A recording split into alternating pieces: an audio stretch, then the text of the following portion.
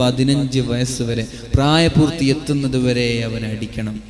ഞാൻ ചോദിക്കട്ടെ, 7-ാം വയസ്സ് മുതൽ നിരന്തരമായി കൽപ്പിക്കാൻ തുടങ്ങി, 10 വയസ്സായത് മുതൽ അടിക്കാൻ തുടങ്ങി, എന്നാൽ പിന്നെ 15 വയസ്സായ കുട്ടിക്ക് നിസ്കാരം ഒഴിവാക്കാൻ പറ്റുമോ? നിസ്കാരത്തിന്റെ കാര്യം ഗൗരവമാണ്. അതുകൊണ്ട് 7 വയസ്സ് മുതൽ ട്രെയിനിങ് കൊടുക്കാൻ, പരിശീലനം കൊടുക്കാൻ. 7-ാമത്തെ വയസ്സ് മുതൽ പരിശീലനം, നീണ്ട 8 വർഷത്തെ പരിശീലനം കുട്ടിക്ക് ലഭിച്ചാൽ പിന്നെ ആ കുട്ടിക്ക് നിസ്കാരം ഒഴിവാക്കാൻ പറ്റൂല. സുന്നത്ത് നിസ്കരിച്ചും പഠിപ്പിക്കേ, ആ കുട്ടിനെ സുന്നത്ത് നിസ്കാരം ഒഴിവാക്കൂല. ഉമ്മമാർക്കല്ലേ ഇതൊക്കെ കിട്ടാൻ പോകുന്നത്? എന്താ ചെയ്താല്? നിങ്ങൾക്കൊരു വാക്കല്ലേ ഇഷ്ടമുള്ളൂ. നിങ്ങൾ നാളെ മരിച്ചുപോയി, പിന്നെ ഈ മക്കള് സുന്നത്ത് 4 നിസ്കരിക്കുമ്പോ 4ന്റെ പ്രതിഫലം കുട്ടിക്കുണ്ട്, കബറിലുള്ള നിങ്ങൾക്കുണ്ട്. തമാശയാണോ? പിന്നെ കുട്ടി വലുതായി 55 വയസ്സായി, നിങ്ങൾ കബറിലാണ്. നിങ്ങളുടെ മകൻ 55 വയസ്സായി, അയാൾ സുന്നത്ത് 4 നിസ്കരിക്കുന്നുണ്ട്, അതിന്റെ പ്രതിഫലം അയാൾക്കുണ്ട്, ഉമ്മയ്ക്കുപ്പയ്ക്കുണ്ട്. അല്ലാഹു തൗഫീഖ് ചെയ്യട്ടെ. ഉപ്പ ചോദിക്കും, ഉമ്മ ചോദിക്കും, അല്ലാഹുവേ എവിടെ നിന്നാണ് എനിക്ക് ഈ പ്രതിഫലം ലഭിക്കുന്നത്? പറയും, ബിസ്തിഗ്ഫാരി വലദിക, നിന്റെ മകൻ ഭൂമിയിൽ നിന്നിട്ട് ഇസ്തിഗ്ഫാർ ചൊല്ലുക, മാതാപിതാക്കൾക്ക് വേണ്ടി ദുആ ചെയ്യുക, നിസ്കരിക്കുക, അതുകൊണ്ട് കിട്ടാൻ. അല്ലാഹു തൗഫീഖ് ചെയ്യട്ടെ. അതുകൊണ്ട് അല്ലാഹുവിന്റെ ഹബീബ് സല്ലല്ലാഹു അലൈഹി വസല്ലം ശക്തമായ വ്യക്തമായ നിർദ്ദേശങ്ങൾ നൽകി നിസ്കാരത്തെക്കുറിച്ച്. നിസ്കരിക്കുന്ന ആളുകൾക്ക് തെറ്റ് ചെയ്യാൻ സാധിക്കില്ല. അതങ്ങനെയാണ്. നമ്മുടെ നിസ്കാരാവാത്തത് കൊണ്ടാണ് നമ്മൾ തെറ്റ് ചെയ്യുന്നത്, അല്ലേ? നിങ്ങൾ പറഞ്ഞില്ലേ, സഹാബാക്കളോട് ചോദിച്ചില്ലേ, നിങ്ങളുടെ വീടിന്റെ മുറ്റത്ത് മനോഹരമായ ഒരു നദി ഒഴുകുന്നുണ്ട്, നദിയിൽ കുളിക്കാൻ 5 നേരം ഒരാൾ കുളിക്കുന്നുണ്ട്, അയാളുടെ ശരീരത്തിൽ വല്ല അഴുക്കും ബാക്കിയാകുമോ എന്ന് ചോദിച്ചത് വെറുതെയാണോ? നബിതങ്ങള് എന്ത് പറയുമ്പോഴും കൽപ്പിക്കുമ്പോഴും ഒരു ഉദാഹരണം, ഒരു എക്സാമ്പിൾ കൊടുക്കും. ആ എക്സാമ്പിള് പിന്നെ മനുഷ്യന്മാരുടെ ഹാർട്ട് ടച്ചിങ് ആയിരിക്കും. അത് ഹൃദയത്തിലേക്ക് ഇങ്ങനെ പെട്ടെന്ന് ഇങ്ങനെ പിടിച്ചു കുലുക്കും. അപ്പൊ സഹാബാക്കൾ പറഞ്ഞു, നബിയെ 5 നേരം കുളിക്കുന്ന ഒരാളുടെ ശരീരത്തിൽ അഴുക്ക് ബാക്കിയാകാനോ? ഒരിക്കലും ബാക്കിയാവൂല. ബാത്ത് ടബൊക്കെ അല്ലേ എന്നൊക്കെ, ബാത്റൂമിലെ പഴയ കാലത്ത് ഒരു വീട് കെട്ടുന്ന ചെലവാണ് ഇന്ന് ബാത്റൂം കെട്ടുമ്പോ. വീടൊക്കെ കെട്ടിയാൽ ഉസ്താദുമാരൊക്കെ വന്നാൽ ഉസ്താദുമാർക്കൊക്കെ ആദ്യം കാണിച്ചു കൊടുക്കുക ബാത്റൂം. എന്താ ബാത്റൂം? ലക്ഷങ്ങളാണ് ബാത്റൂമിന് വേണ്ടി ചെലവഴിക്കുന്നത്. ഒരു ബാത്ത് ടബില് ഒരാൾ 5 നേരം ഇങ്ങനെ കിടന്നിട്ട് നരച്ചിട്ട് ഇങ്ങനെ കിടന്നിട്ട് കുളിക്കുക, അയാളിൽ വല്ല അഴുക്കുണ്ടാവോ? ഇല്ല. സഹാബാക്കളൊക്കെ ഏകസ്വരത്തോടെ പറഞ്ഞു, യാ റസൂലല്ലാഹ്, അല്ലാഹുവിന്റെ ഹബീബേ, ഒരു അഴുക്ക് പോലും ബാക്കിയാവില്ല. എന്നാ നബി തങ്ങൾ പറഞ്ഞു, 5 വക്ത് നിസ്കരിക്കുന്ന ഒരാളുടെ ഏടിലൊരു തെറ്റുണ്ടാവൂല, ഒരു തെറ്റുണ്ടാവൂല. നിങ്ങൾ കൃത്യമായി ബാങ്ക് വിളിക്കുമ്പോ, നമ്മുടെ നിസ്കാരം തോന്നുമ്പോഴുള്ള നിസ്കാരാണ്, തോന്നുമ്പോൾ നിസ്കരിക്കുന്ന നിസ്കാരാണ്. ബാങ്ക് വിളിക്കുമ്പോൾ പള്ളിയിലേക്ക് പോകണം, വീട്ടിൽ നിന്ന് wudu എടുത്തതിന്റെ ഒരു സിസ്റ്റം തന്നെ അല്ലാഹുവിന്റെ ഹബീബായ റസൂലുള്ളാഹി സ്വല്ലല്ലാഹു അലൈഹി വസല്ലം വിശദീകരിക്കുന്നുണ്ട്, എങ്ങനെയാണ് നമ്മൾ ചെയ്യേണ്ടത് എന്ന്. ഖാല റസൂലുള്ളാഹി സ്വല്ലല്ലാഹു അലൈഹി വസല്ലം, അല്ലാഹുവിന്റെ ഹബീബ് പറഞ്ഞു, നമ്മുടെ സമയം കഴിഞ്ഞിട്ടില്ലല്ലോ, 11 മണിയല്ല, എത്ര മണിക്ക് നിർത്താന്ന് പറഞ്ഞത്? 11 മണിക്കാ? സമയം പോയതേ അറിഞ്ഞിട്ടില്ല. കുറച്ച് സമയം കേട്ടോ, ഞാൻ വിഷമിക്കല്ലേ. ഒന്ന് എണീറ്റിക്കണം എല്ലാവരും. സല്ലു അലാ സയ്യിദിനാ മുഹമ്മദിൻ വആലി സല്ലല്ലാഹു അലാ മുഹമ്മദ്.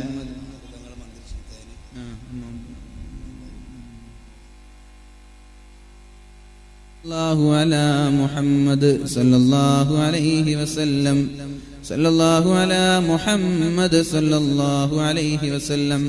ഇന്നലെ ബായാർത്ഥങ്ങൾ മന്ത്രിച്ച തേന്, റുമ്മാമ്പഴമൊക്കെ ഇവിടെ ഉണ്ട്. ഇന്നലെ കൊടുക്കാൻ സമയം കിട്ടിയിട്ടില്ല.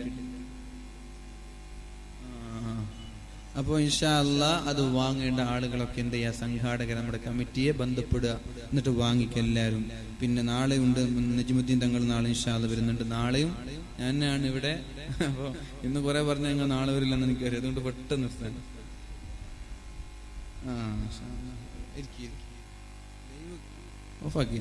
ലൈവ് കാണുന്നുണ്ട് കുറെ ആളുകൾ ദുബൈയിൽ, നാട്ടിൽ നിന്നൊക്കെ കാണുന്ന ആളുകളുണ്ടാവും, ഗൾഫിൽ നിന്നൊക്കെ. മാഷാ അല്ലാഹ്. അപ്പൊ ഗൾഫിൽ നിന്നാണ്. ഇപ്പോ അതിന്റെ ആളെങ്കിൽ ഇതുവരെ കണ്ടിട്ടില്ല. എത്രയോ 6, 7, 8 മാസം മുമ്പ് വിളിച്ചിട്ട് ബുക്ക് ചെയ്ത പരിപാടിയാണിത്. ഒഴിവാക്കാതിരിക്കാനുള്ള ഒരു കാരണം അതാണ്. കുറെ മുമ്പ് ബുക്ക് ചെയ്യുമ്പോൾ ഞാൻ ചോദിച്ചു, കുറച്ച് ഇത്ര മുമ്പൊക്കെ ബുക്ക് ചെയ്യണോ? പറഞ്ഞു അപ്പോൾ ഡേറ്റ് കിട്ടൂല എന്ന് പറഞ്ഞിട്ട് ബുക്ക് ചെയ്താണ്. അതുകൊണ്ട് ഞാൻ പിന്നെ ഒഴിവാക്കാതിരിക്കാൻ ഒരു കാരണം അതാണ്. ചെലവൊക്കെ ഉണ്ട്. ഞാൻ പറഞ്ഞു അവരോട്, സംഘാടകരോട്, കാഞ്ഞങ്ങാട്ടുകാരൊക്കെ വലിയ വലിയ മുതലാളിമാരാണ്, നിങ്ങൾക്ക് പിരിവിന്റെ ഒന്നും ആവശ്യമില്ല അല്ലേ. നാളെ വലിയ പിരിവൊക്കെ ഉണ്ടാവും ഇൻഷാ അല്ലാഹ്. നമുക്ക് പിരിവിനെ കുറിച്ചിട്ട് പിരിവിന്റെ ടെക്നോളജി നമുക്കറിയില്ല.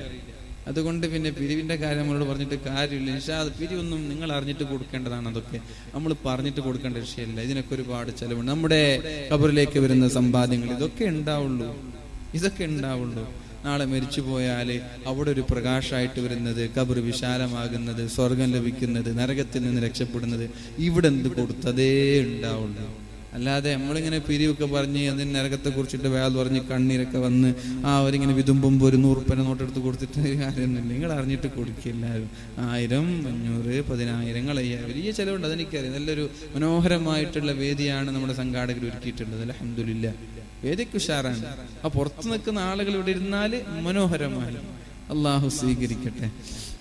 അപ്പൊ ഇൻഷാ അല്ലാഹ് തേന് പിന്നെ ഉറുമാമ്പഴൊക്കെ ഉണ്ട്. അതൊക്കെ നല്ല രീതിയിൽ എന്ത് ചെയ്യുക, ബഹുമാനപ്പെട്ട ബായാർത്ഥങ്ങൾ മന്ത്രിച്ച തേനാണ്. എല്ലാവരും വാങ്ങ. അള്ളാഹു തൗഫീഖ് ചെയ്യട്ടെ ഇൻഷാ അല്ലാഹ്.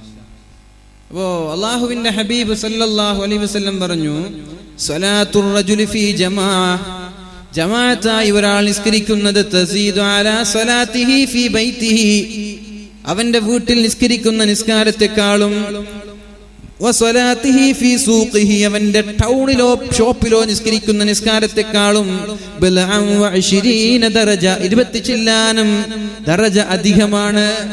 ഒരു നിസ്കാരത്തിന് വീട്ടിലൊരാൾ നിസ്കരിക്കുന്നുണ്ട്, ആ നിസ്കാരത്തെക്കാൾ 20 ചില്ലാനം, 27 വേറെ ഹദീസിലുണ്ട്, 27 ഇരട്ടി പ്രതിഫലമാണ് ഒരാൾക്ക് ലഭിക്കുന്നത്. എന്നാ പിന്നെ വീട്ടിൽ നിസ്കരിച്ചൂടെ? വെറുതെ കിട്ടുന്ന ഓഫറല്ലേ.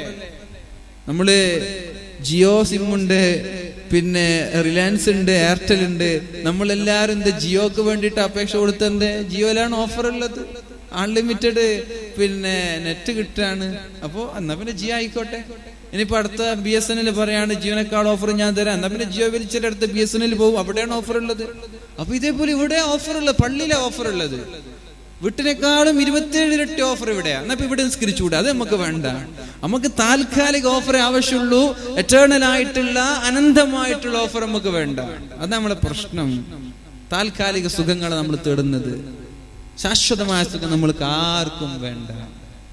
അതുകൊണ്ട് പൊന്നു മുഅ്മിനീങ്ങളെ, ഹബീബ് പറയാം, സ്വലാത്തുർ റജുലി ഫീ ജമാഅത്തിൻ തസീദു അലാ സ്വലാത്തിഹി ഫീ ബൈതിഹി, വീട്ടിലും അങ്ങാടികളിലും നിസ്കരിക്കുന്ന നിസ്കാരത്തെക്കാൾ 20 ചില്ലാനും പ്രതിഫലങ്ങളാണ് പള്ളിയിൽ നിസ്കരിക്കുന്ന ഒരാൾക്ക് ലഭിക്കുന്നത്. എന്തേ? വദാലിക അന്ന അഹദഹും ഇദാ തവല്ലഅ, ഒരാൾ വുളൂ ചെയ്താൽ ഫഅഹ്സനൽ വുളൂഅ, വീട്ടിൽ വെച്ചാണ് വുളൂ ചെയ്യേണ്ടത്, വീട്ടിൽ വെച്ചിട്ടാണ്, പള്ളിയിലല്ല. വീട്ടിൽ വെച്ച് വുളൂ ചെയ്യണം. ഫഅഹ്സനൽ വുളൂഅ, വുളൂവിനെ ഒരാൾ വളരെ ഭംഗിയാക്കിയാൽ, ഭംഗിയാക്കാന്ന് പറഞ്ഞാല് നല്ല തണുപ്പ സുബൈക്ക്, അപ്പൊ ജസ്റ്റ് ഇങ്ങനെ കുള്ളിച്ചു പോവാ, അതല്ല. തണുപ്പ് കൂടുമ്പോ ഒന്നും കൂടി കാറ്റ് ചെയ്യുക. കൈകൾ ഇത്ര മുട്ടുവരെ, ഇതുവരെ കയറ്റ, കാല് മടമ്പ് നോക്കിയിട്ടല്ല, ഒന്ന് മുട്ടുവരെ കയറ്റ. ഫഅഹ്സനൽ വുളൂഅ, വുളൂവിനെ നന്നായിട്ട് ചെയ്താൽ. വുളൂ ചെയ്യാതെ നിസ്കരിക്കുന്ന ആളുകളുണ്ട് അല്ലേ? അങ്ങനല്ല, ഒരു കോമഡി ഇല്ല. അങ്ങനെ ഒരു ഞാൻ വൈകിപ്പോയിനെങ്കിൽ വുളൂ എടുക്കാന്ന് നിനക്ക് ജുമസ്കാരം കിട്ടൂലായിരുന്നു എന്ന് പറഞ്ഞിട്ട് നിസ്കരിച്ച ആളുകളൊക്കെ ഇല്ല. അങ്ങനെ വുളൂ എടുക്കാതെ വേഗം പോയിട്ട് നിസ്കരിച്ചാൽ. പണ്ടൊക്കെ മാലിക് ദിനാറിൽ പഠിക്കുമ്പോൾ ഒരു മയ്യത്ത് വന്നു.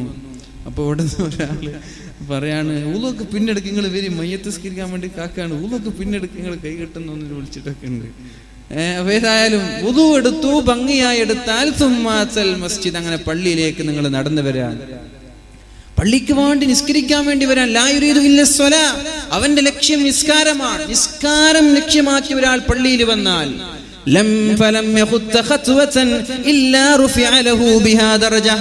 ഒരു ചവിട്ടടിക്ക് ഒരു സ്ഥാനം അല്ലാഹു കൊടുക്കും.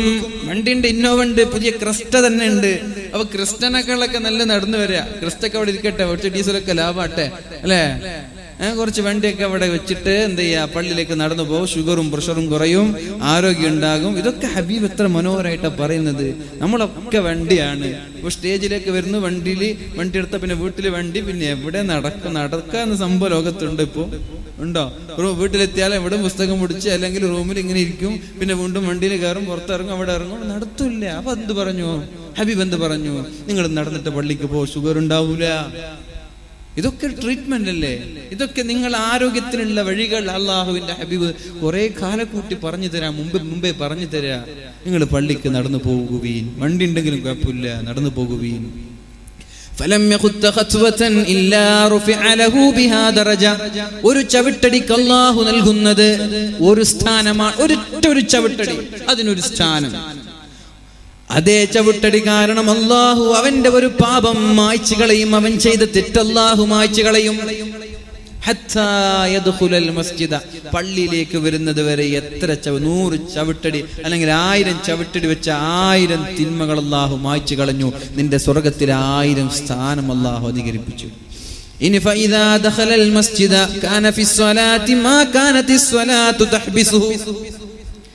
12:20 ബാങ്ക്, 12:40 നിസ്കാരം. ഒരാൾ പള്ളിയിൽ നിന്ന് വീട്ടിൽ നിന്ന് വുളൂഉം ചെയ്തിട്ട് വന്നിട്ട് 12:25 പള്ളിയിലെത്തി.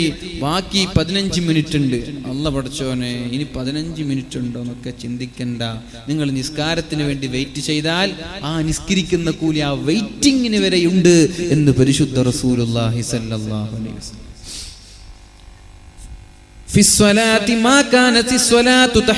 അവൻ നിസ്കാരം ബന്ധിക്കുന്ന കാലത്തോളം, നിസ്കാരത്തിന് വേണ്ടി കാത്തിരിക്കുന്ന സമയവും അവൻ നിസ്കാരത്തിലാണ്, നിസ്കരിക്കുന്ന പ്രതിഫലമുണ്ട് എന്ന് പരിശുദ്ധ റസൂലുള്ളാഹി സ്വല്ലല്ലാഹു അലൈഹി വസല്ലം. വൽ മലായികതു യുസല്ലൂന അലാ അഹദികും. മഹാന്മാരായ അല്ലാഹുവിന്റെ മലായികങ്ങൾ അവന് വേണ്ടി പ്രാർത്ഥിച്ചു കൊണ്ടേയിരിക്കുകയാ. നിസ്കരിക്കുന്ന ആളുകൾക്ക് മലക്കുകൾ പ്രാർത്ഥിച്ചു കൊണ്ടിരിക്കുന്നുണ്ട്.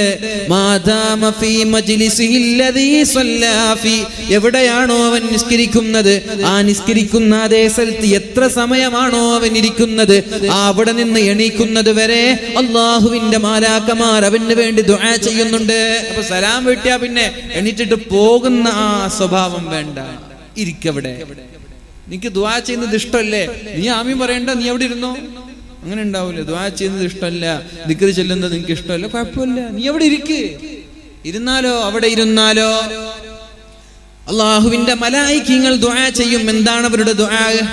അല്ലാഹുമ്മ റഹംഹു, അല്ലാഹുവേ അയാൾക്ക് നീ റഹ്മത്ത് ചെയ്യണേ, അയാൾക്ക് നീ കാരുണ്യം ചെയ്യണേ.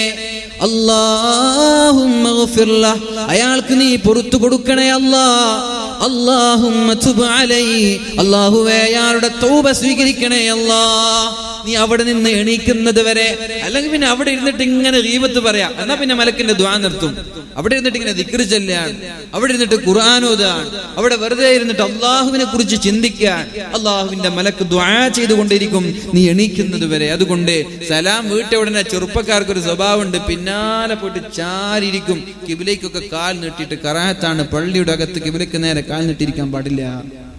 വയസ്സന്മാർക്കൊരു കുഴപ്പമില്ല, അവരിങ്ങനെ ദിക്റൊക്കെ ചെല്ലുന്നുണ്ടാകും. അവർ കൈ പോലും ഇങ്ങനെ ഒരു ക്ഷീണത്തിന് കൈ പോലും കുത്തിയിട്ടുണ്ടാവില്ല. വയസ്സന്മാർ 80, 60 വയസ്സുള്ള വയസ്സന്മാർ അവർ അതേ സഫിൽ ഇരുന്ന അതേ ഇരുത്തത്തിൽ തന്നെ മണിക്കൂറുകൾ ഇരിക്കും.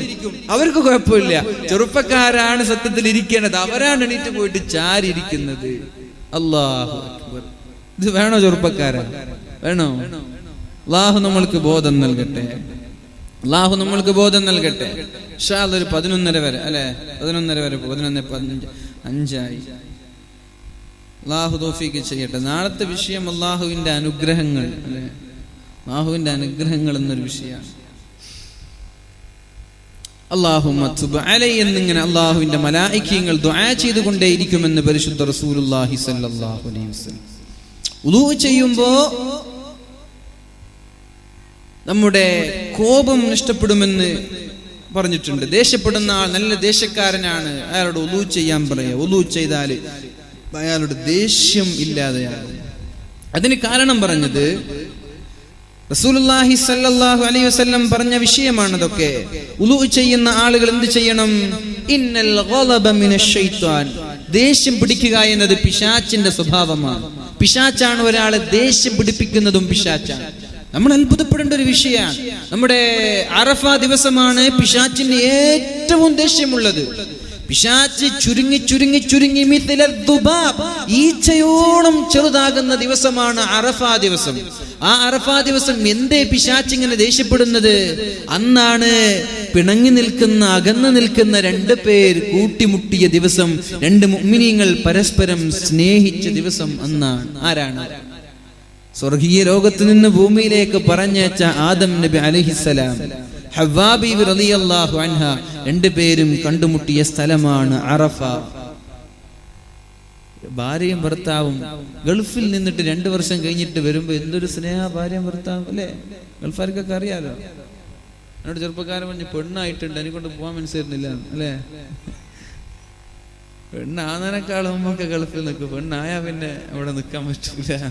അപ്പൊ ആദം നബി അലൈഹിസ്സലാമും ഹവ്വാ ബീവി റളിയല്ലാഹു അൻഹ വർഷങ്ങളുടെ വേർപിരിയലിന് ശേഷം, വേർപാടിന് ശേഷം കണ്ടുമുട്ടാൻ ഒരു സ്നേഹ സംഗമമാണ്.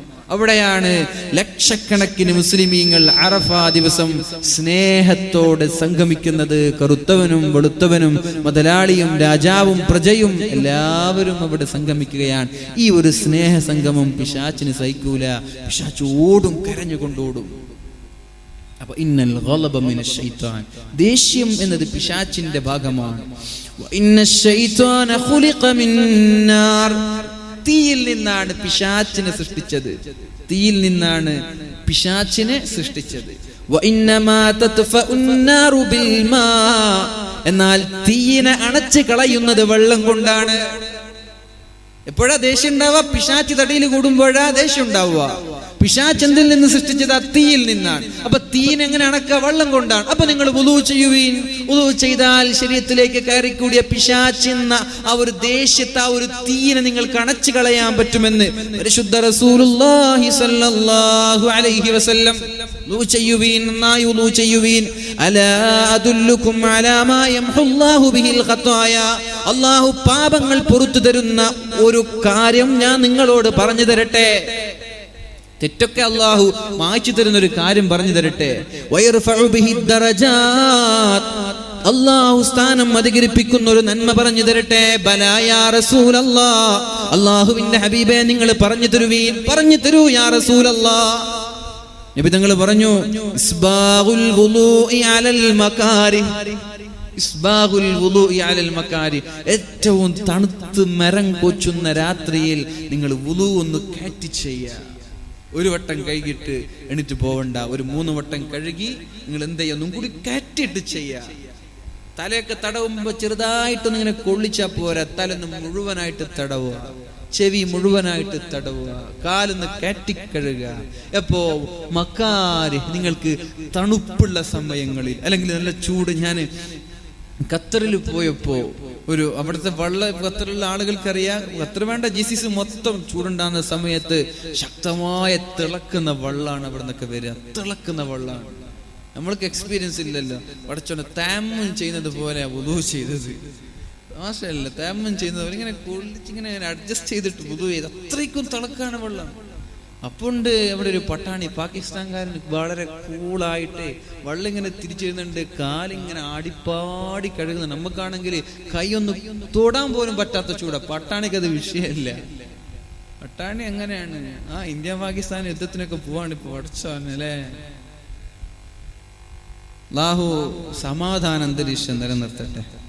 അല്ലാഹു സമാധാന അന്തരീക്ഷം നിലനിർത്തട്ടെ. അല്ലാഹു ഖൈർ ചെയ്യട്ടെ. ഇസ്ബാഉൽ വുളൂഇ അലൽ മകാരി, ഏറ്റവും വെറുപ്പും കഷ്ടവുമുള്ള സമയത്ത് നിങ്ങൾ വുളൂ നന്നായി ചെയ്താൽ നിങ്ങളുടെ പാപം പൊറുക്കപ്പെടും. വകസ്റത്തുൽ ഖത്ഖുത, ചവിട്ടടി. പള്ളിയിലേക്ക് എത്ര കൂടുതൽ ലോങ്സ്റ്റ് വേ, ഏറ്റവും ദൈർഘ്യമുള്ള വഴിയിലൂടെ നടന്നാൽ അതാണ് നിങ്ങൾക്ക് ഏറ്റവും നല്ലത്. നിങ്ങളുടെ കൂടുതൽ പാപങ്ങൾ പൊറുക്കപ്പെടാൻ നല്ലത് ഏറ്റവും ലോങ്ങിലുള്ള ദീർഘമായ വഴിയിലൂടെ നിങ്ങൾ പോവുക. ദുഹർ നിസ്കാരം കഴിഞ്ഞാൽ അസർ നിസ്കാരമാവുന്നതിനെ കാത്തിരിക്കണം. ദുഹർ നിസ്കാരം നിസ്കരിച്ചിട്ട് കാത്തിരിക്കുക. എപ്പോ പഠിച്ചോനെ അസർ ബാങ്ക് കൊടുക്കുക? നമ്മളെന്താ എപ്പോഴാണ് അടുത്ത രജനീകാന്തിന്റെ സിനിമന് എപ്പോ ഇറങ്ങുക? അടുത്ത വേൾഡ് കപ്പിന് എപ്പോ വരിക? നമ്മളൊക്കെ വെയിറ്റ് ചെയ്യുക. അതാണ് അല്ലെ? അടുത്ത ടൂർണമെന്റ്, അടുത്ത ടെസ്റ്റ് എന്നാ തുടങ്ങുക? അതൊക്കെ നമ്മൾ ആലോചിക്കുക. അതല്ല, ദുഹർ നിസ്കാരം കഴിഞ്ഞാൽ കുറച്ചു എന്ന് എപ്പോഴും അസ്ർ നിസ്കാരം വന്നിരുന്നെങ്കിൽ എന്ന രീതിയിൽ നിസ്കാരത്തെ കാത്തിരിക്കുന്നത് നിങ്ങളുടെ പാപങ്ങൾ പൊറുക്കപ്പെടാൻ കാരണമാകുമെന്ന് ഷഫീഉനാ റസൂലുള്ളാഹി സ്വല്ലല്ലാഹു അലൈഹി വസല്ലം. അല്ലാഹു തൗഫീഖ് ചെയ്യട്ടെ. അല്ലാഹു തൗഫീഖ് ചെയ്യട്ടെ. മൻ അറാദ അൻ യൻജുവ മിൻ അദാബിൽ ഖബർ, ഖബറിന്റെ അദാബിൽ നിന്ന് രക്ഷപ്പെടണമെന്ന് ഒരാൾക്ക് ആഗ്രഹമുണ്ടെങ്കിൽ, ഖബർ വല്ലാത്ത പ്രശ്നമാണ്. ഖബർ എന്ന് കേട്ടാൽ തൽക്ഷണം ഞെട്ടേണ്ടതാ. ഖബർ കേൾക്കുമ്പോൾ ഞെട്ടണം. ഖബർസ്ഥാനിലൂടെ നടന്നു പോകുമ്പോൾ പടച്ചോനെ ഞാനും നാളെ അവിടെ കിടക്കേണ്ടവനാണല്ലോ എന്ന ബോധം വേണം. നിങ്ങൾക്ക് ബോധമില്ലെങ്കിൽ ഖബറിന് ബോധമുണ്ട്. ഖബർ വിളിച്ചു പറയുന്നുണ്ട്, എടാ നീ നടക്കുന്നുണ്ടല്ലേ, നീ വാട ഇങ്ങോട്ട്, നിന്നെ കിട്ടാൻ വേണ്ടി ഞാൻ കാത്തിരിക്കുകയാണ് എന്ന് ഖബർ പറയുന്നുണ്ട്. നാളെ ഇവിടെ കിടക്കുമ്പോ ഖബർ പറയും, നീ എന്റെ പൂമുഖത്തൂടെ പുറത്തുകൂടെ നടക്കുമ്പോ ഞാൻ നിന്നെ കിട്ടാൻ വേണ്ടി കാത്തിരുന്നു എന്ന് ഖബർ നിന്നോട് പറയുമെന്ന് ഹദീസുകളിൽ നമുക്ക് കാണാൻ സാധിക്കും. ഖബർ പറയും. നമ്മൾക്ക് ഓർമ്മയില്ല, ഖബർസ്ഥാനിലൂടെ നടക്കുമ്പോ, ഉപ്പയുടെ ഖബർ കാണുമ്പോ, ഉപ്പാപ്പയുടെ ഖബർ കാണുമ്പോ, ഭാര്യയുടെ ഖബർ കാണുമ്പോ ആലോചിക്കണം, ഞാനും ഇവിടെ കിടക്കേണ്ടവനാണ്, ഞാനും അവിടെ കിടക്കേണ്ടവനാണ്. അപ്പൊ ആ ഖബറിന്റെ അദാബിൽ നിന്ന് രക്ഷപ്പെടാൻ എന്താണ് വഴി? 4 കാര്യം ചെയ്യണം. 4 കാര്യം ചെയ്യണം ഖബറിന്റെ അദാബിൽ നിന്ന് രക്ഷപ്പെടാൻ. 1, ഫഅലൈഹി അൻ യുലാസിമ 4 അഷ്യാ. 4 കാര്യം ചെയ്യണം. വയജ്തനിബ 4 അഷ്യാ. 4 കാര്യങ്ങളിൽ നിന്ന് വിട്ടു നിൽക്കുകയും ചെയ്യണം. 4 കാര്യം ചെയ്യണം, 4 കാര്യം ചെയ്യാതിരിക്കണം. അങ്ങനെ ഇത് ചെയ്താൽ നിങ്ങൾക്ക് ഖബറിന്റെ ശിക്ഷയിൽ നിന്ന് രക്ഷപ്പെടാമെന്ന് പരിശുദ്ധ റസൂലുള്ളാഹി സ്വല്ലല്ലാഹു അലൈഹി വസല്ലം. എന്താണ് ഒന്നാമത്തേത്? നീ ചെയ്യേണ്ട, നിർബന്ധമായും ചെയ്തിരിക്കേണ്ട 4 കാര്യങ്ങൾ. ഖബറിന്റെ അദാബിൽ നിന്ന് രക്ഷപ്പെടാൻ നീ ചെയ്തിരിക്കേണ്ട 4 കാര്യങ്ങൾ ഏതൊക്കെയാണ്? നിസ്കാരം നീ കൃത്യമായി നിസ്കരിക്കണം. നിസ്കാരം നീ കൃത്യമായി നിസ്കരിക്കണം. നിസ്കാരം കൃത്യമായി നിസ്കരിക്കണം. എന്ന് വെച്ചാല് ളുഹറിന്റെ നിസ്കാരം അത് ഖളായി, പിന്നെ അസ്ർ നിസ്കരിക്കാന്ന് വെച്ചാൽ അസ്റും ഖളായി. പിശാച് പറയും, ളുഹർ നിസ്കരിക്കാൻ വേണ്ടി ബാങ്ക് കൊടുക്കുമ്പോൾ പിശാച് പറയും, ഏതായാലും സമയമുണ്ടല്ലോ, അസ്ർ വരെ 2-3 മണിക്കൂറില്ലേ, പിന്നെ നിസ്കരിക്കാന്ന് പറയും. നമ്മൾ പിന്നെ ഇങ്ങനെ നിസ്കരിക്കാൻ വേണ്ടി വെയിറ്റ് ചെയ്യും. പിന്നെ അസ്റിന്റെ സമയമാകുമ്പോൾ നമ്മൾക്ക് അങ്ങോട്ട് മറന്നു പോകും. പിന്നെ ഏതായാലും ളുഹർ ഖളായില്ലേ, പിന്നെ അസ്ർ പിന്നെ മഗ്രിബിന്റെ സമയത്ത് നിസ്കരിക്കുക. പിശാച് അങ്ങനെ തന്നെ പറയും. അസ്റിന്റെ സമയമാകും അതും ഇങ്ങനെ പിന്തിപ്പിച്ചു ഖളായി. പിന്നെ അന്ന് വിചാരിക്കും മഗ്രിബ്, ളുഹർ അസ്ർ ഏതായാലും ഖളായി, ഇനി മഗ്രിബ് അത് ഇല്ലെങ്കിൽ കുഴപ്പമില്ല, നമുക്ക് നാളെ മുതൽ നന്നാവാം. അവസാനം അങ്ങനെ പിശാച് പറയാം, നാളെ തന്നെ ആയിരിക്കും അവസ്ഥ. പിശാചിനെ പിന്തുടരാൻ നിന്ന ഇതായിരിക്കും അവസ്ഥ. അപ്പൊ അത് നിൽക്കണ്ട. ബാങ്ക് കൊടുത്ത ഉടനെ നിസ്കരിക്കുക. എന്നാ പിന്നെ ടെൻഷൻ മാറി. ഇല്ലെങ്കിൽ അസ്ർ ബാങ്ക് കൊടുക്കുന്നത് വരെ ടെൻഷൻ. പഠിച്ചോനെ ഞാൻ നിസ്കരിച്ചിട്ടില്ലല്ലോ എന്നൊരു ടെൻഷൻ ഉണ്ടാകും അസ്ർ ബാങ്ക് വിളിക്കുന്നത് വരെ. ബാങ്ക് വിളിക്കുമ്പോൾ നിസ്കരിക്കുന്ന നിസ്കാരക്കാരായി മാറിയാൽ ഇന്ന സ്വലാത്ത തൻഹാ അനിൽ ഫഹ്ശാഇ വൽ മുൻകർ, തിന്മയിൽ നിന്ന്, വ്യഭിചാരങ്ങളിൽ നിന്ന്, തോന്നിവാസങ്ങളിൽ നിന്ന് നിസ്കാരം നിങ്ങളെ പിൻവലിക്കും. അവൻ ചെയ്യൂല. കൃത്യമായി നിസ്കരിക്കുന്നവന് തെറ്റ് ചെയ്യാൻ പറ്റൂല. അല്ലാഹു തൗഫീഖ് ചെയ്യട്ടെ. നിർബന്ധമായും ചെയ്തിരിക്കേണ്ട 4 കാര്യങ്ങൾ. നിസ്കാരം കൃത്യമായി നിസ്കരിക്കണം. നിസ്കാരക്കാരായാ പോരാ, നിസ്കരിക്കുന്നവരായാ പോരാ, നിസ്കാരം നിലനിർത്തുന്നവരാവണം. നിസ്കാരം നിലനിർത്തുന്നവരാവണം. അല്ലാഹു തൗഫീഖ് ചെയ്യട്ടെ. സ്വതക്ക കൊടുക്കണം. നമ്മുടെ സംഘാടകർക്ക് ഒരു കടവും വരാതെ, ഒരു വിഷമവും വരാതെ, ഈ പന്തലിന്റെ പരിപാടിയും ഈ ബോക്സിന്റെതും എല്ലാ ചെലവും നിങ്ങൾ ഏറ്റെടുത്താൽ മതി. ഖബർ വല്ലാത്ത സുരക്ഷയായിരിക്കും ഇവിടെ. മനസ്സിലായോ? ഖബർ രക്ഷപ്പെടണ്ടേ? താല്പര്യമില്ലേ? എന്നാ പിന്നെ മനസ്സിൽ നിയത്ത് വെക്ക്, എന്റെ ഖബറിടം എന്റെ ഖബറും വേണ്ട, പോട്ടെ, എന്നെ മരിച്ചുപോയ ഉപ്പയുടെ ഖബറിടം രക്ഷപ്പെടാൻ വേണ്ടി ഞാനിതൊരു 5000 രൂപ ഈ ഇൽമിന്റെ സദസ്സിലേക്ക് വേണ്ടി സംഭാവന ചെയ്യാൻ മനസ്സിൽ കരുത്. നീ അങ്ങനെ ഇന്ന് ഉപ്പാക്ക് കൊടുത്ത, നാളെ നീ മരിച്ച് ഖബറിൽ കിടക്കുമ്പോൾ നിന്റെ മക്കൾ നിങ്ങൾക്കും തരും. ഉപ്പ മരിച്ചിട്ടില്ലേ, എന്നാലും കുഴപ്പമില്ല, എന്റെ ഉപ്പയുടെ ഖബർ മരിച്ചാൽ പിന്നെ ഖബർ, എല്ലാവരും മരിച്ചാൽ പിന്നെ ഖബറിൽ കൊണ്ടുവെക്കണ്ടേ? ഖബറിൽ കൊണ്ടുവെക്കാതെ ആരെയും ഇങ്ങനെ ഡമ്മി ആയിട്ടൊന്നും വെക്കൂലല്ലോ. അപ്പോ എന്റെ ഉപ്പയുടെ ഖബറിടം അല്ലെങ്കിൽ എന്റെ ഖബറിടം പഠിച്ചോനെ നീ സംരക്ഷിക്കണം. ഒരു ശിക്ഷയില്ലാതെ, ഒരു പീഡനമില്ലാതെ സുരക്ഷിതമാക്കണം. അതുകൊണ്ട് ഞാനിതൊരു 5000 രൂപ ആത്മാർത്ഥമായി കൊടുത്തേക്ക്. ചോദിക്കാനൊന്നും നിൽക്കണ്ട. ബക്കറ്റ് വരുമ്പോ 100-20 ഒക്കെ ഇടുന്നതിന് പകരം 5000 ഇട്ട് കൊടുക്കവിടെ. ആരാ 5000 തരാം? സാധാ ഞാൻ. അതിനേക്കാളൊക്കെ മെച്ചം എന്താ? ബക്കറ്റ് വരുമ്പോ അങ്ങോട്ട് ആരും അറിയാതെ ഇട്ട് കൊടുത്തേക്ക്. വലത് കൈ കൊടുത്തത് ഇടത് കൈ അറിയാതിരിക്കട്ടെ. അപ്പോഴല്ലേ ഖബറിലേക്ക് അതൊക്കെ ഉപകരിക്കുള്ളൂ. അല്ലാഹു തൗഫീഖ് ചെയ്യട്ടെ. അതുകൊണ്ട് ഇൻഷാ അല്ലാഹ് ഇന്നത്തെ ബക്കറ്റ് കഴിഞ്ഞില്ലേ? ബക്കറ്റ് പോയ വന്നോ? അല്ല, ബക്കറ്റ് ഇല്ലേ? പോയില്ലേ? ബക്കറ്റ് ഉണ്ടാ? ഉണ്ടെങ്കിൽ വേഗം പോ. വേല നിർത്താൻ പോവാണ്. പിന്നെ വേല കഴിഞ്ഞതിന് ശേഷം ബക്കറ്റ് കൊണ്ടുപോയാൽ സംഘാടകർ വീട്ടിൽ കൊണ്ടുവെക്കേണ്ടി വരും ബക്കറ്റ്. 2 ബക്കറ്റ് ഉണ്ടെങ്കിൽ വേഗം സംഘാടകരൊന്ന് പോയി. ഏതായാലും സ്വതക്കയുടെ കുറിച്ച് പറയല. കബറുടെ രക്ഷപ്പെടണമെന്ന് ആഗ്രഹമില്ലാത്ത ആരുണ്ടാവൂല. ആരുമില്ല കബറുടൻ രക്ഷപ്പെടാൻ ആഗ്രഹമില്ലാത്തവർ. അപ്പൊ ഇൻഷാ അല്ലാഹ് കബറുടൻ രക്ഷപ്പെടണമെന്ന ആഗ്രഹത്തോടു കൂടി വരുന്ന ബക്കറ്റിൽ നന്നായിട്ട് ഇട്ട് കൊടുത്തേക്ക്. ലൻ തനാലുൽ ബിർറ ഹത്താ തുൻഫിഖു മിമ്മാ തുഹിബ്ബൂൻ. നിങ്ങൾക്ക് ഇഷ്ടമുള്ളത് കൊടുക്കുന്നത് വരെ നിങ്ങൾക്ക് അല്ലാഹു പ്രതിഫലം തരില്ല എന്നൊരു ആയത്ത് എന്നും മനസ്സിൽ വേണം. ഇഷ്ടമുള്ളത് കൊടുക്കുക. നമ്മുടെ പേഴ്സ് എടുക്കുക. പെണ്ണുങ്ങൾ ഹാൻഡ് ബാഗ് ഇല്ലാത്ത ഇന്ന് പെണ്ണുങ്ങൾ ലോകത്തില്ല അല്ലേ? ഹാൻഡ് ബാഗും തൂക്കി നടക്കാത്ത പെണ്ണുങ്ങളില്ല ലോകത്ത്. ഒന്നുമില്ലെങ്കിൽ വെറുതെ ഹാൻഡ് ബാഗ് തൂക്കി നടക്കണം അവർക്ക്. കുട്ടിയെ മറന്നു പോയാൽ കുഴപ്പമില്ല, ഹാൻഡ് ബാഗ് ഓർക്കൂല. അപ്പോൾ ഈ ഹാൻഡ് ബാഗിൽ ഉണ്ടാകുന്ന നോട്ടുകെട്ടുകളൊക്കെ എടുക്കുക, പേഴ്സിൽ ഉണ്ടാകുന്ന നോട്ടുകെട്ടുകൾ എടുക്കുക. എന്നിട്ട് നോക്കുക ഏതാണ് ഇതിൽ ഇഷ്ടമുള്ളത്. നിങ്ങൾക്ക് ഇഷ്ടമുള്ളത് നിങ്ങൾ സെലക്ട് ചെയ്ത്, സംഘാടകരുടേത് ഉസ്താദിന്റെ ഒന്നും സെലക്ഷൻ അല്ല. നിങ്ങൾക്ക് ഇഷ്ടമുള്ള നോട്ട് ചെയ്ത് നോക്കുക. മാഷാ അല്ലാഹ് എനിക്ക് ഇഷ്ടം ഇതാണല്ലോ, എന്നാ പിന്നെ അതന്നെ എടുത്തിട്ടേക്ക്. ലൻ തനാലുൽ ബിർറ ഹത്താ തുൻഫിഖു മിമ്മാ തുഹിബ്ബൂൻ. ഇഷ്ടമുള്ളത് കൊടുത്താലാണ് അള്ളാഹു പ്രതിഫലം തരുന്നത്. ഏതാ ഇഷ്ടം? 10 രൂപക്ക് ഇഷ്ടമുള്ള ആളുണ്ടോ അവിടെ? ഉണ്ടോ? കുഴപ്പമില്ല. 10 ഇഷ്ടമുള്ള ആൾ 10 കൊടുത്തോളി. 1000 ഇഷ്ടമുള്ള ആൾ 1000 കൊടുത്തു. നിങ്ങളെ പേഴ്സിലുള്ളതിൽ ഇഷ്ടം, ടോട്ടൽ ഇഷ്ടമല്ല, പേഴ്സിലുള്ളതിൽ ഇഷ്ടമുള്ള എടുത്ത് കൊടുത്തോളി. ഇൻഷാ അല്ലാഹു തൗഫീഖ് ചെയ്യട്ടെ. വഖിറാഅത്തുൽ ഖുർആൻ. രണ്ടാമത്തെ കാര്യം അസ്സദഖതു. സ്വതക്ക കൊടുത്താൽ കബറിടം രക്ഷപ്പെടും. കബറിടം രക്ഷപ്പെടാനുള്ള വഴിയാണ് അല്ലാഹുവിന്റെ ഹബീബ് പറഞ്ഞു തരുന്നത്. ഒന്നാമത്തേത് കൃത്യമായി നിസ്കരിക്കുന്ന നിസ്കാരക്കാരായി മാറണം. രണ്ടാമത്തേത് വസ്സദഖതു. സ്വതക്ക കൊടുക്കുന്ന ആളുകളായിരിക്കണം. സ്വതക്ക കൊടുക്കണം.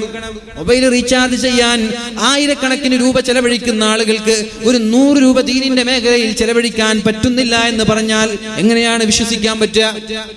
5000ത്തിന്റെയും 10000ത്തിന്റെയും വസ്ത്രങ്ങൾ വാങ്ങുന്ന സഹോദരിമാർ ഒരു ബക്കറ്റ് വരുമ്പോ 10 രൂപ ഇട്ട് കൊടുത്തിട്ട് എന്താണ് കാര്യമുള്ളത്? 1000 രൂപ ചെലവഴിച്ച് മുടി അയൺ ചെയ്യുന്ന ചെറുപ്പക്കാരാ, നിങ്ങൾ ബക്കറ്റ് വരുമ്പോ ഒന്നും ഇടാതെ തള്ളിക്കളഞ്ഞാൽ എന്ത് മറുപടിയാണ് പടച്ചറപ്പിനോട് പറയാനുള്ളത്? ദൈനംദിനം 400ന്റെയും 600ന്റെയും മത്സ്യങ്ങൾ വാങ്ങി കഴിക്കുന്ന ആളുകൾ ദീനിന്റെ കാര്യം വരുമ്പോൾ ഒരു 100 രൂപയെങ്കിലും അള്ളാഹുവിന് വേണ്ടി ചെലവഴിക്കാൻ കഴിഞ്ഞില്ലെങ്കിൽ പിന്നെ എന്ത് മറുപടിയാണ് പടച്ചറപ്പിനോട് പറയാൻ പറ്റുന്നത്? ബൈക്കിലും കാറിലും 1000ങ്ങളുടെ എണ്ണടിക്കുന്ന ആളുകൾ, മനോഹരമായ വസ്ത്രം ധരിക്കുന്ന ആളുകൾ, 2000ന്റെയും 3000ന്റെയും ഷൂകളും ചെരുപ്പുകളും ധരിക്കുന്ന ആളുകൾ, ബ്രാൻഡേ ധരിക്കുള്ളൂ ചെറുപ്പക്കാര്, പ്രത്യേകിച്ചിട്ട് കാസർഗോട്ടുകാർ ബ്രാൻഡേ ധരിക്കുള്ളൂ. കുഴപ്പമില്ല, ബ്രാൻഡ് ധരിച്ച യാതൊരു കുഴപ്പമില്ല, ദൂർത്തടിക്കരുത്. ബ്രാൻഡ് ധരിച്ച ഒരു കുഴപ്പമുണ്ട്. വുഡ്ലാൻഡൊക്കെ ചെരുപ്പെടുത്താൽ 2 കൊല്ലം ഇടാം, 2 കൊല്ലം ധരിക്കുക. അതേ സമയത്ത് 600 രൂപ കൊടുത്ത് ചെരുപ്പെടുത്താൽ 2 മാസം ഇടാൻ പറ്റുള്ളൂ. അതിനേക്കാൾ നല്ലത് 2000 രൂപ കൊടുത്ത് 2 കൊല്ലം ഇടുന്നല്ലേ അല്ലേ? അങ്ങനെയാണ് വുഡ്ലാൻഡ്. പിന്നെ കുറെ കമ്പനിയൊക്കെ ഉണ്ട്, നമുക്കറിയില്ല. ചെറുപ്പക്കാർക്ക് എല്ലാ കമ്പനിയും വളരെ വ്യക്തമായിട്ട് അറിയാം. അതേപോലെ കുപ്പായങ്ങൾ, ഫാൻറ്, ഡ്രസ്സ്. പിന്നെ പെണ്ണുങ്ങൾക്ക് ദയവ് ചെയ്തിട്ട് നിങ്ങൾ കമ്പനി എടുത്ത് വാങ്ങിച്ചു കൊടുക്കരുത്. പെണ്ണുങ്ങൾക്ക് നിങ്ങൾ വുഡ്ലാൻഡൊക്കെ 6000 രൂപ 4000 രൂപ കൊടുത്ത് വാങ്ങിച്ചിട്ടാൽ ഒരു ഫംഗ്ഷന് പമ്പിടും. പിന്നെ പറയും ഇത് ഞാൻ കഴിഞ്ഞ ഫംഗ്ഷൻ ഇട്ടതല്ലേ, പടച്ചോനെ നമ്മൾ ഉണ്ടാക്കിയ 6000 രൂപ ഒരു പുഷ്പം പോലെ വലിച്ചെറി, ഇത് ഞാൻ കഴിഞ്ഞ ഫംഗ്ഷനിൽ ഇട്ടതാണ്, അതുകൊണ്ട് 100 രൂപക്ക് ഏറ്റവും ടോപ്പ് വാങ്ങിച്ചു കൊടുത്താൽ മതി. അതിന് 6000ത്തിലേക്കൊന്നും പോവേ വേണ്ട. കുപ്പായ അങ്ങനെ തന്നെ. അവർക്ക് ആണുങ്ങളാണെങ്കിൽ ഒരു എന്താണ് കുപ്പായത്തിന്റെ കമ്പനിയുടെ പേരൊന്നും അറിയുന്നില്ല പഠിച്ചത്. ഒരു കുപ്പായ നല്ലൊരു കമ്പനി ആണെങ്കിൽ അത് എത്ര വെയിലത്തിട്ടാലും കളറും ഡിമ്മാവൂല, അതിന്റെ ഒന്നും പോവില്ല. പിന്നെ 2 വർഷമൊക്കെ കണ്ടിന്യൂ ഇടാം. പക്ഷെ പെണ്ണുങ്ങൾക്ക് അങ്ങനെ കൊടുത്തിട്ട് കാര്യമുണ്ടോ? ഏതെങ്കിലും ഒരു പെണ്ണ് ഇവിടെ 2 കൊല്ലം കുപ്പായിട്ട് ചരിത്രമുണ്ടോ? അങ്ങനെ ഉണ്ടെങ്കിൽ നമുക്ക് ഷോക്കേസിൽ വെക്കണം. ആ പെണ്ണിന് ഉണ്ടോ അങ്ങനെ ഏതെങ്കിലും പെണ്ണുങ്ങൾ? അസത്യമാരെ കുറിച്ചല്ലേ ചെറുപ്പക്കാരികള്. അസത്യമാര് പിന്നെ നെയ്റ്റ് കീറിയിട്ട് ഒട്ടാകുന്നത് വരെ ഇടും. പിന്നെ ആര് അല്ലേ? ഇൻഷാ അല്ലാഹ്. അപ്പൊ അങ്ങനെ ചെയ്യാം. അപ്പോ നല്ലത് വസ്ത്രം ധരിക്കുന്നില്ലെന്ന് യാതൊരു കുഴപ്പമില്ല. പക്ഷെ എന്ത് ചെയ്യുക, ദീനിന് വേണ്ടി നമ്മൾ ഞാൻ ആലോചിക്കാറുണ്ട്. നമ്മൾ സോഷ്യൽ മീഡിയകളിൽ സമയം ചിലവഴിക്കാറുണ്ട്. വാട്സപ്പിന് വേണ്ടിയിട്ട്, ഫേസ്ബുക്കിലൊക്കെ. ചെറുപ്പക്കാരൊക്കെ ശ്രദ്ധിക്കേണ്ട ഒരു വിഷയമാണിത്. മൊബൈൽ ഫോണിൽ നമ്മൾ ഒരുപാട് 24 മണിക്കൂറിൽ ഏകദേശം ഒരു 12 മണിക്കൂറും മൊബൈൽ ഫോണിൽ നമ്മൾ ദിവസവും സോഷ്യൽ മീഡിയകളിൽ ചിലവഴിക്കുന്നുണ്ട്. അപ്പൊ നമ്മളൊന്ന് ആലോചിക്കണം, പടച്ച റബ്ബേ, നിന്റെ സമയം, നീ തന്ന സമയം ഞാൻ ഫോണിന് വേണ്ടിയിട്ട് അല്ലെങ്കിൽ മൊബൈൽ ഫോണ്, വാട്സപ്പ്, ഫേസ്ബുക്കിനൊക്കെ ഉപയോഗിച്ചു. ഖുർആനോദാൻ ഞാൻ ഒരു അരമണിക്കൂർ പോലും ഉപയോഗിച്ചിട്ടില്ലല്ലോ എന്ന് ചിന്തിക്കുമ്പോഴാണ് നിങ്ങൾക്ക് ഖുർആൻ എടുക്കാനുള്ള ഓർമ്മ വരുന്നത്. ചിന്തിക്കണം. നമ്മള് മൊബൈൽ ഫോൺ ആലോചിക്കണം. വാട്സപ്പിൽ കളിക്കുമ്പോൾ പഠിച്ചോനെ ഞാൻ ഖുർആൻ ഓതാൻ വേണ്ടിയിട്ട് 5 മിനിറ്റ് പോലും ഉപയോഗിച്ചിട്ടില്ലല്ലോ. ഞാൻ എത്ര സമയം വാട്സപ്പിൽ കളിച്ചു നിന്നു, ഫേസ്ബുക്കിൽ എത്ര സമയം വെറുതെ അപ്ഡേറ്റ് ചെയ്യുക, എന്നിട്ട് സ്ക്രോൾ ചെയ്യുക, താഴോട്ടും മുകളിലോട്ടും മറിച്ചു നോക്ക്. ഞാൻ ഒരു പേജ് ഖുർആൻ മറിച്ചിട്ടില്ലല്ലോ എന്ന് ആലോചിക്കുമ്പോൾ നിങ്ങൾക്ക് നിങ്ങളുടെ ചിന്താമണ്ഡലങ്ങളിൽ മാറ്റമുണ്ടാവും. ഖുർആൻ എടുത്ത് ഓതാൻ പറ്റും നിങ്ങൾക്ക്. അതുകൊണ്ട് എല്ലാ ദിവസവും ഉറങ്ങാൻ കിടക്കുമ്പോൾ ഒന്ന് ആലോചിക്കുക, അള്ളാഹ്ക്ക് വേണ്ടി ഇന്ന് എത്ര സമയം ഞാൻ ചെലവഴിച്ചു എന്ന്, അള്ളാഹ്ക്ക് വേണ്ടി ഞാൻ ഇന്ന് എൻ്റെ സമ്പത്തിൽ നിന്ന് എന്ത് ചെലവഴിച്ചു എന്നൊക്കെ ആലോചിക്കുക. അള്ളാഹു തൗഫീഖ് ചെയ്യട്ടെ. മൂന്നാമത്തെ കാര്യം ഖുർആൻ ഓതുന്നവർക്ക്, ഖുർആൻ പാരായണം ചെയ്യുന്ന ആളുകൾക്കും ഖബറിൽ രക്ഷപ്പെടാൻ പറ്റും. എവിടെ ഖുർആൻ? ഞാൻ ചോദിക്കട്ടെ, പരിശുദ്ധ റമളാൻ കഴിഞ്ഞതിന് ശേഷം ഒരു ഖത്തം ഓതി ആരെങ്കിലും സദസ്സിലുണ്ട്? റമളാൻ കഴിഞ്ഞതിന് ശേഷം ഒരു ഖത്തം ഓതി ആരെങ്കിലും ഉണ്ട് ഇവിടെ സദസ്സിൽ? നോക്കട്ടെ, ഒന്ന് എനിക്കൊരു തൃപ്തിക്ക് വേണ്ടിയിട്ട് ആരെങ്കിലും ഉണ്ടോ? ഒരാളുണ്ട് മാഷാ അല്ലാഹ്, രണ്ടാളുണ്ട് മാഷാ അല്ലാഹ്, മാഷാ അല്ലാഹ്, മൂന്നാളുണ്ട്. 3 ആള് ചെറുപ്പക്കാരില്ലതാണോ ഇതിൽ? വയസ്സന്മാരുള്ളത്. വയസ്സന്മാർക്കാണെങ്കിൽ കണ്ണും കാണില്ല, അവർ കഷ്ടപ്പെട്ടിട്ട് ഓതി തീർക്കണം. എത്ര സമയമാണ്, എന്നിട്ട് അവരെ ഓതി തീർത്ത്. ചെറുപ്പക്കാരൊന്നുമില്ല. മറുപടി പറയാൻ പറ്റുമോ റബ്ബിനോട്? അള്ളാഹു തന്ന കളിച്ചിട്ട് സംസാരിച്ചിട്ട് സമയം കളയല്ലേ പോലെ ചെറുപ്പക്കാരാ. ജീവിതം എപ്പോൾ തീരുന്ന ആർക്കും പറയാൻ പറ്റൂല. നാളെ നീ മരിച്ച എന്തുണ്ടാക്കിയെന്ന് ആലോചിക്കുക റബ്ബിന് വേണ്ടിയിട്ട്. നാളെ ഒരു ആക്സിഡന്റിൽ മരിക്കുകയാണ്, ബൈക്ക് ആക്സിഡന്റിൽ മരിക്കുകയാണ്. ഇപ്പോൾ എടുത്തിട്ട് ഒരു ചെറുപ്പക്കാരൻ, ഇവിടെ തന്നെയാണെന്ന് എനിക്കറിയില്ല, ഒരു സിലിണ്ടർ പൊട്ടിയിട്ട് 1 വർഷമായ ഒരു ചെറുപ്പക്കാരൻ മരിച്ചിട്ടെന്ന് പറഞ്ഞു. ആ ചെറുപ്പക്കാരൻ കരുതിയോ ഞാൻ മരിക്കുമെന്ന്? അങ്ങനൊരു ആകസ്മികമായി അപ്രതീക്ഷിതമായിട്ടൊരു മരണം നിനക്ക് വന്ന, നീ എന്തുണ്ടാക്കി റബ്ബിന് വേണ്ടിയിട്ട്? ഖബറിലേക്ക് എന്തുണ്ടാക്കി ആലോചിക്കുന്നു. കുറെ കളിച്ചു നടന്നത് ഖബറിലേക്ക് ഉപകരിക്കോ? കുറെ ബൈക്കിൽ പോയതും കാറിൽ സഞ്ചരിച്ചതും ഖബറിലേക്ക് കിട്ടുമോ? സോഷ്യൽ മീഡിയയിൽ കളിച്ചത് ഖബറിലേക്ക് ഉപകരിക്കോ? ആലോചിക്കണ്ടേ ചെറുപ്പക്കാരാ? ഒന്ന് മനസ്സിരുത്തി തല പുകഞ്ഞൊന്ന് ഇങ്ങനെ ചിന്തിച്ചിട്ട് അള്ളാഹുവിന് വേണ്ടി സമയം കണ്ടെത്തി. എല്ലാത്തിനും ഒരു ദിവസം ഒരു ജുസ് ഓതാൻ വേണ്ടി ഒരു അരമണിക്കൂർ മാറ്റിവെക്കും. ഒരു ദിവസം ഒരു ജുസ്. ഓരോ ഇംഗ്ലീഷ് മാസങ്ങൾ കഴിയുമ്പോൾ ഓരോ ഖത്തം തീരട്ടെ. സെപ്റ്റംബർ 29 ഇന്നേക്ക് 29 ജുസ് ഓതി തീർക്കണം. നാളെ 30 ജുസ് നാളേക്ക് തീരണം. ഒക്ടോബർ 1 ആകുമ്പോൾ 1ാമത്തെ ജുസ് തുടങ്ങണം. ഒക്ടോബർ 30 ആകുമ്പോൾ 30 ജുസ് കഴിഞ്ഞ് ഒരു ഖത്തം തീരണം. പിന്നെ നവംബർ 1 ഒരു ജുസ്, 2 2 ജുസ്, 3 ജുസ്, ഇങ്ങനെ പോവട്ടെ. പിന്നെ റമളാൻ വരുമ്പോ പിന്നെ ഒന്നും കൂടി ഒരു ദിവസം ഒരു 3 ജുസ് ആക്കി മാറ്റും. 3 ജുസ് ആക്കി മാറ്റും. റമളാൻ കഴിയുമ്പോൾ 3 ഖത്തം തീരട്ടെ. എന്തെളുപ്പമാണ്! നിങ്ങളൊന്ന് ശീലിച്ചാൽ നിങ്ങൾക്കൊരു ജുസ് ഓതാതെ കിടന്നിറങ്ങാൻ പറ്റൂല. ഇതൊക്കെ നിങ്ങൾക്ക് ഞാൻ ഉറപ്പ് തരാം. നിങ്ങൾ ഒരു മാസം ഇത് നിങ്ങൾ കണ്ടിന്യൂ ചെയ്ത്, ഒരു ദിവസം ഒരു ജുസ് ഓതാതെ ഞാൻ ഉറങ്ങില്ല എന്ന് വാശി പിടിച്ചു. നിങ്ങൾ ഒരു മാസം ഇത് ചെയ്തൊരു ഖത്തം തീർത്താൽ അടുത്ത മാസം നിങ്ങൾക്ക് ഒരു ഖത്തം തീർക്കാതെ ആ മാസത്തെ നിങ്ങൾക്ക് എന്ത് കടന്നു പോകാൻ പറ്റൂല. ചെയ്യണം. തമാശയല്ല ഇത്. റബ്ബിന് വേണ്ടി ഇതൊക്കെ ചെയ്തു വെക്കണം. ഖബറിലേക്ക് വേണ്ടി ഇതൊക്കെ ചെയ്തു വെക്കണം. അവസാനം മരിക്കുമ്പോ 2 കൈയും നീട്ടി ഒന്നുമില്ലാതെ മരിച്ചു പോകുന്നവരിൽ പെടാൻ പാടില്ല. അള്ളാഹു നമ്മളെയൊക്കെ രക്ഷപ്പെടുത്തട്ടെ. ولدتك أمك يا ابن آدم باكيا والناس حولك يضحكون سرورا.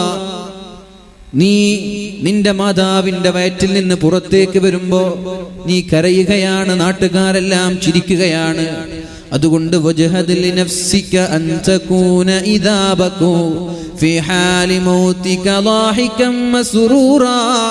പൊന്നുമോനെ, നിന്റെ ചുറ്റുഭാഗത്തും നിന്റെ ഉമ്മയും നിന്റെ ഉപ്പയും നിന്റെ മക്കളും സഹോദര സഹോദരിമാരും ചങ്ങാതിമാരും കരഞ്ഞുകൊണ്ട് വിങ്ങിപ്പൊട്ടുന്ന സമയത്ത് പുഞ്ചിരിച്ചുകൊണ്ട് പടച്ച റബ്ബിലേക്ക് മടങ്ങാൻ നീ തയ്യാറാവണം. അതിനു വേണ്ടിയിട്ടാണ് ഒരു മാസം ഒരു ഖത്തം ഓതി തീർക്കാൻ പറഞ്ഞത്, നിസ്കാരം നിലനിർത്താൻ പറഞ്ഞത്, സുന്നത്തുകൾ അധികരിപ്പിക്കാൻ പറഞ്ഞത്. ഉമ്മ കരയായിരിക്കും, ഉമ്മ കരയട്ടെ, നീ ചിരിച്ചിട്ട് പോ, ഖബറിലേക്ക് ചിരിച്ചിട്ട് പോ. അപ്പൊ ഖബറിലേക്ക് ചിരിച്ചു പോവാൻ 4 കാര്യങ്ങൾ ചെയ്യണം. ഒന്ന്,